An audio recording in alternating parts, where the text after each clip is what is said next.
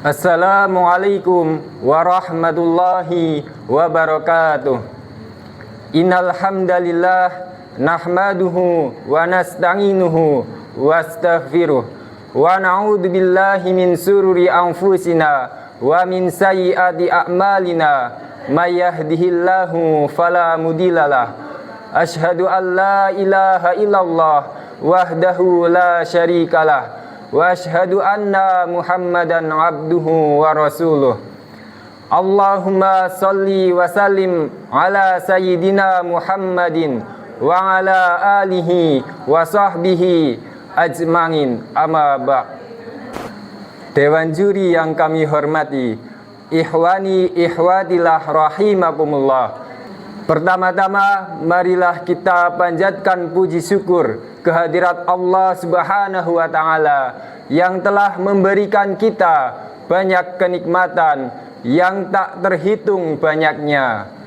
Kemudian solawat serta salam senantiasa terlimpah kepada junjungan kita, suri tauladan kita, beliau Nabi Agung Muhammad Sallallahu Alaihi Wasallam, beserta keluarganya, para sahabatnya, dan umat-umatnya yang senantiasa mengikuti sunnah-sunnah beliau.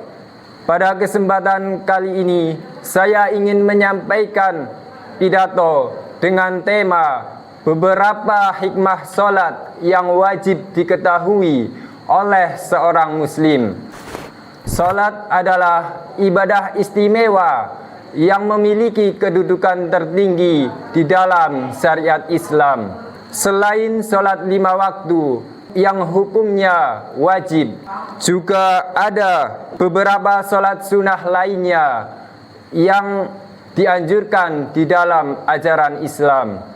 Di dalam Al-Quran dan Al-Hadis telah dijelaskan bahwa betapa besar pahala yang didapat di dalam sholat ketika seorang muslim dapat mengamalkannya dengan baik.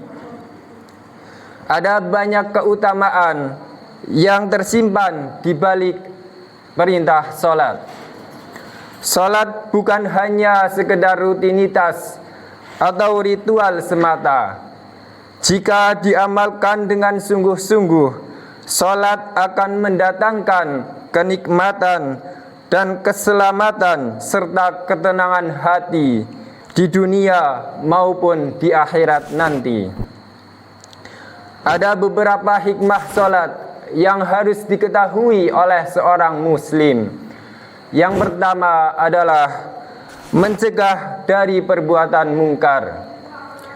Sholat yang dilakukan dengan khusyuk dan sungguh-sungguh akan membentuk pribadi seorang muslim untuk tidak berbuat kemungkaran. Allah Subhanahu wa Ta'ala telah berfirman di dalam Al-Quran surat Al-Ankabut ayat 45. A'udzu billahi minasyaitonir rajim. Bismillahirrahmanirrahim. Utlu ma uhiya ilaika minal kitabi wa aqimis shalah. Innas salata tanha 'anil fahsya'i wal munkar.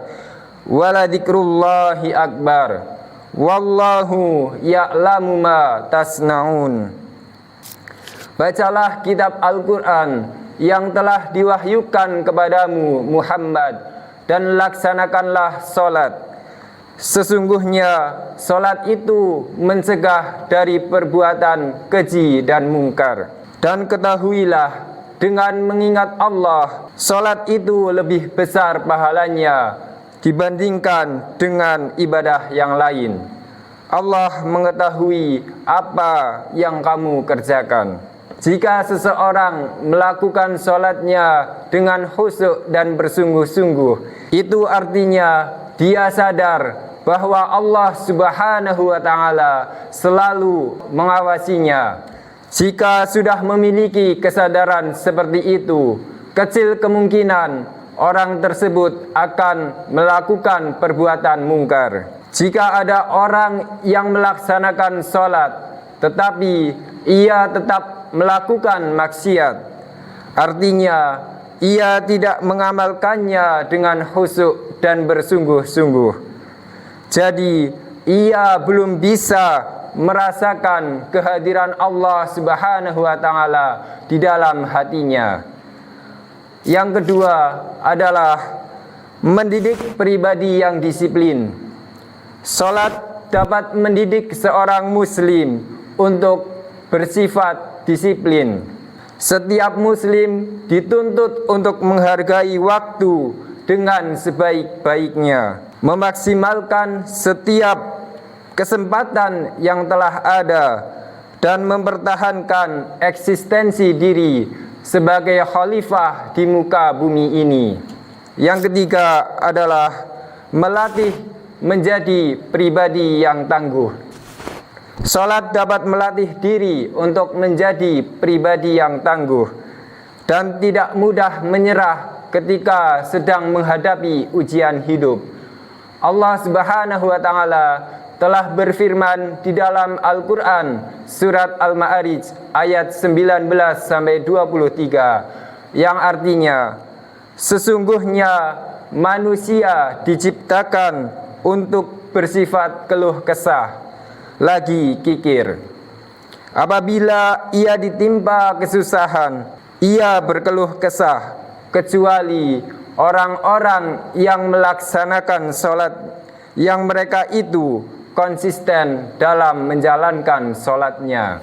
Kesimpulannya adalah orang yang sering berkeluh kesah biasanya tidak mempunyai sandaran hidup.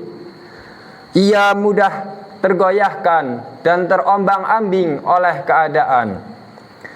Sedangkan orang yang khusyuk dan bersungguh-sungguh dalam sholatnya akan merasa memiliki sandaran hidup, yaitu Allah Subhanahu wa taala. Jadi jika sedang tertimpa musibah, ia akan memohon ampunan kepada Allah dan meminta pertolongannya. Semoga kita termasuk hamba Allah yang selalu menjaga sholatnya. Demikian apa yang dapat kami sampaikan. Apabila ada salahnya, mohon maaf. Billahi taufiq wal hidayah. Wassalamualaikum warahmatullahi wabarakatuh.